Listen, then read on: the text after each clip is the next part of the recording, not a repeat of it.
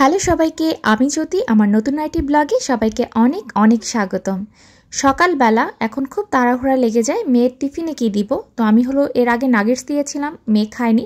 তো এবার নিজেই পছন্দ করে সসেস নিয়ে এসেছিলো, আজকে সসেসই দিলাম। দিয়ে এসে বাসায় এসে প্রথম যে কাজটা করি, মাছটা বসিয়ে দিই। মাছ বসিয়ে দিয়েছি, আজকে রান্না করছিল কই মাছ। আর এখন বাবাকে একটু ডিমটা দিয়ে আসি, মাছটা ঝোলতাম হলো।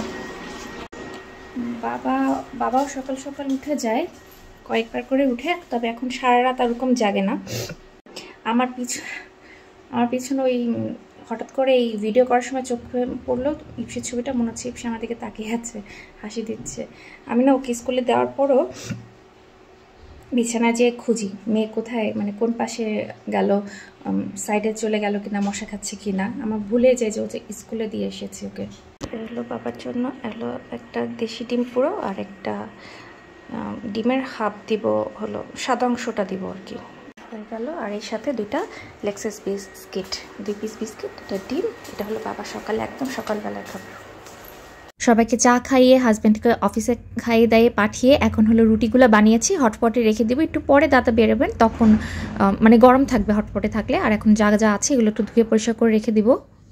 আর আজকে আমি একটা ভিডিও শ্যুট করে রেখে দিলাম, কারণ সামনেই ফাল্গুন আসছে। পয়লা ফাল্গুনের একটা ছোট্ট মেকআপ ভিডিও বানালাম আর কি, খুবই তাড়াতাড়ি শর্টকাটে করলাম যতটুকু করা যায়। আর বাসায় না কিছু ফুল ছিল, মানে আমার সেজু ভাসুর কিছু ফুল নিয়ে এসেছিল পূজা দেওয়ার জন্য। তো সেখান থেকে ইপসি পছন্দ করে কিছু ফুল রাখলো, ইপসিকেও কিছু গাঁদা ফুলের মালা বানিয়ে ওরও কিছু শাড়ি পরিয়ে পিকচার তুলে নিলাম। আর আমিও টুকটুক করে শাড়ি পরে, খুবই দ্রুত শাড়ি পরে মেকআপ একটা ছোট ভিডিও বানিয়ে নিলাম। কারণ আমি জানি পয়লা ফাল্গুনের আগে আমি একদমই সময় পাবো না। এখন তো আবার মেলাতে স্টলও নিয়েছি, খাবারের স্টল, অনেক কাজ থাকবে। তো ফাল্গুনে না পিকচার তুলতে পারবো, না কোনো ভিডিও বানাতে পারবো। তাই ভাবলাম যে একটু আগে থেকে ভিডিও বানাই, পয়লা ফাল্গুনের সময় পিকচারগুলো তো অন্তত আপলোড করতে পারবো। আর এই যে বিকেলবেলা বাবাকে যে দেখাশোনা করেন, উনি বিকেলবেলা বাবাকে এরকম নিজে নিজে একটু হাঁটান, উনি পিছনে থাকে যাতে পড়ে গেলে দেখতে পারে। বাবা এখন লাঠি ছাড়াই নিজে নিজে সুন্দর করে হাঁটতে পারেন। যে লোকটা ছিলেন, এখন যে ভাইয়াটা এসেছেন, উনি ভালোই যত্ন করেন এবং বাবা তাড়াতাড়ি ভালো হয়েছেন। আমার শ্বশুর কিন্তু অনেকটাই স্বাস্থ্য কমে গেছে, শুকিয়ে গেছে, কিন্তু এখন হাঁটতে পারেন। মানে আমরা যেটা ভয় পাচ্ছিলাম, অনেকদিন ধরে বিছানায় ছিলেন। তো রাতের রান্না বান্না সবার খাওয়া দাওয়া কমপ্লিট। আমি রাত্রেবেলা মনে হলো মাংসটা রান্না করে রাখি, সকালবেলা খুব তাড়াহুড়া লেগে যায়, তখন আর পেরে উঠি না। ইপসিকে দিয়ে এসে অনেক কাজ থাকে, ইপসির রান্না, বাবার রান্না। তো ভাবলাম ইপসির রান্নাটা আজকে রাতে করে রাখি, যদিও এখন কোনো গ্যাস নেই, আমাকে এখনও ইন্ডাকশান চুলাতেই রান্না করতে হবে, কারেন্টের চুলার উপরেই আছি আমরা। তো আজকে কবুতরের মাংস রান্না করে রাখছি ইপসির জন্য। এই কবুতরের মাংসটা আমার বড় ভাসুর এনেছিলেন আমার শ্বশুরের জন্য। শ্বশুরকে বাবাকে কোনোভাবেই রাজি করাতে পারলাম না। একটু মাংস ভাবছিলাম একটু স্যুপে দিয়ে খাওয়ানো গেলে ওনার একটু শক্তি হতো, এখন তো অনেক দুর্বল, কিন্তু কোনোভাবেই উনি কখনো মাংস খান না, তো ওই জন্য এখন আর খেতে চাচ্ছেন না। তো ভাবলাম যে কতদিন আর ফ্রিজে থাকবে, ইপসির জন্য রান্না করে ফেলি। ইপসিকেও বুঝতে দেওয়া যাবে না যে এটা কবুতরের মাংস, কারণ ইপসি শুনলে আর খেতে যাবে না, বলতে হবে ছোট বাচ্চা মুরগি। তো আমি ইন্ডাকশন চুলায় সুন্দর করে পেঁয়াজ মশলা কষিয়ে, অবশ্যই মরিচ ছাড়া রান্না করতে হবে, ইপসি একদমই ঝাল খেতে পারে না। একটু ধনিয়ার গুঁড়া, হলুদ আর একটু জিরার গুঁড়া দিয়েছি, আর হাফ কাঁচামরিচ দিয়েছি, অর্ধেকটা। এটুকুই ঝাল লাগে কিনা জানি না। তো মশলাটাকে ভালো করে কষিয়ে, আর কবুতরের মাংস বেশি মশলা লাগেও না, অল্প মশলা দিয়ে রান্না করা ভালো, খুবই ভালো। তো এটা আমি যতটুকু শুনেছি, কবুতরের মাংস খেলে শরীরে রক্ত হয়, শরীরের জন্য ভালো। আর দিদি একদম কেটে পরিষ্কার করেই দিয়েছে, আমি আবার একটু সুন্দর করে ধুয়ে নিয়েছি। আর কবুতর তো ছোটো ছোটো, মানে মাংস কম থাকে, এখানে অনেকগুলোই কবুতর আছে, তো সবগুলোই রান্না করে রাখছি। ইপসি কালকে একটু খাবে, আবার একটু ডিপে রেখে দেবো, আরেকদিন খাবো, পরের দিন খাবো। মানে আমার 2 দিনের রান্না আমি একটু আগিয়ে রাখলাম। এটা কখনোই আসলে করি না, আমাদের প্রতিদিনের রান্না প্রতিদিনই করি, সকালেরটা সকালে, রাতেরটা রাতে করে ফেলি। কিন্তু আজকে একটু ফাঁকে ঝুঁকি করলাম, এখন আসলে ব্যস্ততা সব কিছু মিলিয়ে, বাসায় অনেক মানুষ, সব কিছু মিলিয়ে ভাবলাম যে 2 দিনেরটা আগিয়ে রাখি মেয়ের রান্না। এই যে ছোট্ট ছোট্ট পা, দেখতে কিন্তু মুরগির রানের মতোই দেখতে, কিন্তু অনেকটাই ছোট, এই যে একটা চামচের সমান আর কি। তো সব কিছু ভালো করে কষানো হয়ে গেছে। আর এই কড়াইটা না রান্না করতে আমার এখন খুবই ভালো লাগে, মজাই লাগে। মা একটা খুব সুন্দর জিনিস দিয়েছে, আরেকটা দিয়েছে, ওটা মনি দিদি করে, আর আমার এটাই করতেই ভালো লাগে রান্না করতে। তো একটু গরম জলও দিয়ে দিলাম, তাড়াতাড়ি রান্নাটা হয়ে যাবে। এটা বসিয়ে রেখে আমি এই ফাঁকে ইপসিকে ব্রাশ করিয়ে একদম বিছানা রেডি করে মশারিটা নিয়ে আসবো। ততক্ষণে আশা করি আমার মাংস রান্না হয়ে যাবে। তো পরের দিন সারাদিন আর ভিডিও করা হয়নি। পরের দিন বিকেলবেলা আবার একটু ভিডিও করছি। এখন আসলে যতটুকু পারি ফাঁকে ফাঁকে একটু ভিডিও করি। বাবার জন্য হলো বিকেলে একটু স্যুপ বানিয়েছি, সেটা একটু ফ্যানের নিচে ঠান্ডা করছি। যদিও আজকে ভালোই ঠান্ডা আছে, আমি একদম চাদর চাপা দিয়ে নিয়েছি।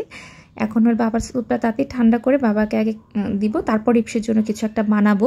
আমি এদিকে চায়ের জলটাও বসিয়ে দিয়েছি। আজকে কিন্তু বাবার স্যুপে একটু নুডলসও দিয়ে দিয়েছি, তাতে একটু পেটটা ভরা থাকবে। আর এর মধ্যে না আমার হাজব্যান্ডের পিসাতো ভাই, ভাইয়ের বউ অনেকেই চলে এসেছেন।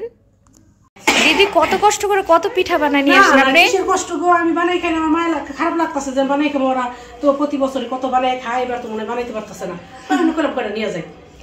দিদি এবার চিন্তা করেছে আমরা প্রতি বছর পিঠা বানাই, কিন্তু এবার বানাতে পারলাম কিনা। এই যে বাবার মাত্র স্যুপটা দিয়ে আসলাম, এর মধ্যে দিদি আসছে, এই যে কত পিঠা নিয়ে আসছে, একদম সুন্দর সাদা চিতই, এটা দুধে ভিজাবো। আর পাটিসাপটার কালারটা কি সুন্দর এসেছে। আর এটা হলো তেলের পিঠা, সব একদম দিয়ে নিয়ে এসেছে, ম্যাচ কাঠি তুলসী পাতা যাতে ভূত না ধরে। না প্রতি শীতের মধ্যে সপ্তাহে 2 বার করে বানাই, কিন্তু এই বছরই আসলে পারি না সবকিছু মিলায়। আর দিদি বুঝে সুন্দর নিয়ে এসেছে আমাদের জন্য পিঠা। আমার বাবা আবার এদিকে কিছু আঙ্গুর নিয়ে এসেছে, এগুলো আবার তাতে একটু ভিনেগারে ভিজালাম। আর সবাইকে এখন পিঠা টিঠা সার্ভ করে দেই, সবাই একটু খাক। আর সেই ফাঁকে একটু চাও বসিয়ে ফেলবো। এখন না সবাই চিনি খেতে চায় না, দেখলাম খুব স্বাস্থ্য সচেতন, বা অনেকের সুগার আছে, ডায়াবেটিসের জন্য খায় না। তো চিনি ছাড়া চা, চিনি দিয়ে একটু চা, এগুলো সব আলাদা আলাদা করতে হবে। সবাইকে খাইয়ে দিয়ে আমরা আবার দাদা দিদিকে মেট্রো স্টেশনে আগিয়ে দিতে এসেছিলাম। ওখান থেকে চলে আসলাম মিনা বাজার। এখান থেকে ইপসি তার টুকটাক জিনিসপত্র নিল, আমাদের একটু সবজি টুকটাক জিনিস ছিল, বাবার জন্য একটু স্যুপের প্যাকেটটা শেষ হয়ে গেছিলো, স্যুপ নিয়ে নিল। এই তো টুকটাক কেনাকাটা করতে করতে হঠাৎ আমার চোখ পড়লো নারকেলের দাম দেখে নিলাম একটু, 165 টাকা পার পিস। আমার দাদু বাড়িতে যেগুলো কত নারকেল আছে, কতদিন যায় না, দাদু বাড়িতে গেলে অনেক নারকেল নিয়ে আসতে পারতাম, পিঠা বানানো যেত। আমার স্টলের জন্য ভালো হতো, সামনে পয়লা ফাল্গুনে আমার যে স্টল আসছে সেখানে আমি নারকেল পিঠা বানাতে পারতাম। তো আমাদের কেনা কমপ্লিট। ইপসি একটা পাতাকপির পাতা নিয়ে খুবই আনন্দ সহকারে নাচানাচি করছিল, পাতাটাও নিজের থেকে কুড়িয়ে নিয়েছে। এবার দেখাই কি কি নিয়ে আসলাম। ইপসি টিফিনের জন্য একটু চকলেট মাফিন নিয়ে এসেছি, বাবার স্যুপ, আর কিছু ডিম দরকার ছিল, মুড়ি দরকার ছিল, মানে সব কিছুই না একটু বাড়াতে হয়ে গেছিলো, টুকটাক প্রতিদিনই কিছু না কিছু। আর বেশি দরকারি যে কফির মিনি প্যাকেটগুলো আমার বানাতে সুবিধা হয়। বাহির থেকে এসে প্রথমে আমার শ্বশুরের খাবারটা বসিয়ে নিয়েছি, কারণ রাত হয়ে যাচ্ছে, তার টাইম মতো খাবার রেডি করতে হয়। এখানে ওটস বানিয়ে নিয়েছি ডিমের সাদা অংশ দিয়ে, আর কিছু সবজি দিয়ে, গাজর, ব্রকলি, এগুলো সব কিছু ব্লেন্ড করে ওটসটাকে একটু পাতলা করে দিলে বাবারও খেতে সুবিধা হয়।